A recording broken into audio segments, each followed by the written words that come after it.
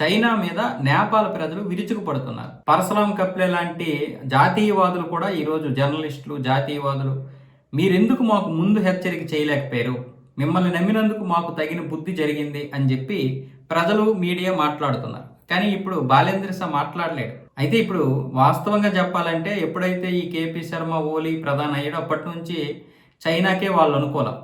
మన దేశంలో ఉన్నటువంటి కొంతమంది శత్రువులు వాళ్ళతో కలిసి చైనాతో కలిసి ఎలా చేశారు.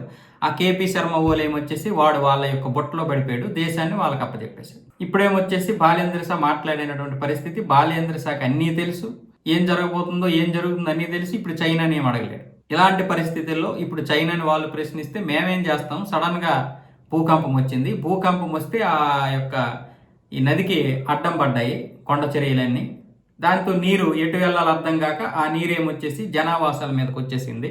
ఆ విధంగా ప్రాణ నష్టం జరిగింది, మేము ఇంకెక్కడ మీకు ఇన్ఫర్మేషన్ ఇవ్వడానికి సమయం ఉంది అని వాళ్ళు చైనా వాళ్ళు సమర్థించుకునే ప్రయత్నాలు చేస్తున్నారు. అయితే ఇదే ఒకవేళ ఇలాంటి భూకంపం వచ్చి మీ మీద ఏదైనా విరుచుకు పడితే మీరు ఇలాగే ఉంటారా? మీరు ముందస్తు చర్యలుగా ఎటువంటి సహాయ చర్యలు చేపట్టరా? మీరు వెంటనే మాకు ఎందుకు సహాయం చేయలేకపోతున్నారు? ఇంత పెద్ద విలయం ఉదయం వచ్చింది, సాయంత్రానికి కూడా మీరు సహాయక చర్యలు ఎందుకు మాకు ఇచ్చేయలేకపోయారని చెప్పి ప్రశ్నిస్తున్నారు. వాడు ఎందుకు చేస్తారు మీకు? మీరు వాడిని ఎక్కించుకుంటే వాడు మిమ్మల్ని ఎక్కించుకుంటాడా? వాడు భారతదేశాన్ని ఇబ్బంది పెట్టడం కోసం మీ జోలికి వచ్చాడు. మిమ్మల్ని ఎందుకు దగ్గర తీసుకుంటున్నా అన్న విషయం కూడా మీకు తెలియదు.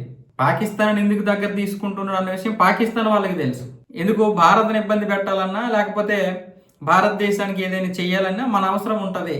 కాబట్టి మనం ఇప్పుడు చైనాని డిమాండ్ చేయొచ్చు అని పాకిస్తానుడు ఏ కష్టం లేకుండానే ఎంతో కొంత డబ్బు తినేస్తున్నాడు, మంచిగా వాడు భారతదేశం మీదకి ఉసుగొలిపే విధంగా సహాయం చేస్తున్నాడు. మరి మీకెందుకు తెలియదు? సొంత దేశం, ఒక మిమ్మల్ని కాపాడే దేశం భారతదేశం, మన హిందువులు హిందూ దేశం భారతదేశం, నువ్వు ఒక హిందూ దేశాన్ని. మరి నువ్వేం చేసావు? చైనా వాడి సంఖ్య నాకావు, చైనా వాడి సంఖ్య ఎక్కి కూర్చున్నావు.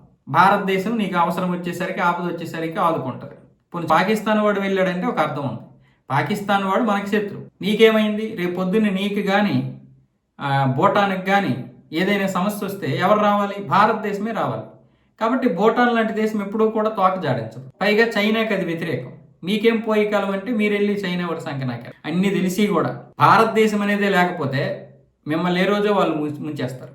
భారతదేశం అనేది లేకపోతే మీతో వాళ్ళు జట్టు కట్టరు. ఈ రెండే రెండు. ఒకటి, భారతదేశం మీద ఏదో ఒక విధంగా వాళ్ళు పట్టు సాధించడం కోసం మీతో జట్టు కడతారు. ఒకవేళ భారతదేశమే లేకపోతే మిమ్మల్ని అసలు దేకరు. ఒకవేళ మిమ్మల్ని దేకారంటే కబ్జా చేసుకోవడానికి దేకుతారు. అంతకుమించి ఇంకేం లేదు. అన్నీ తెలిసి కూడా కేపీ శర్మ ఓలీ లాంటి వాళ్ళు ఈరోజు నేపాల్ మీద పెడితే ఈరోజు ఏమవుతుంది?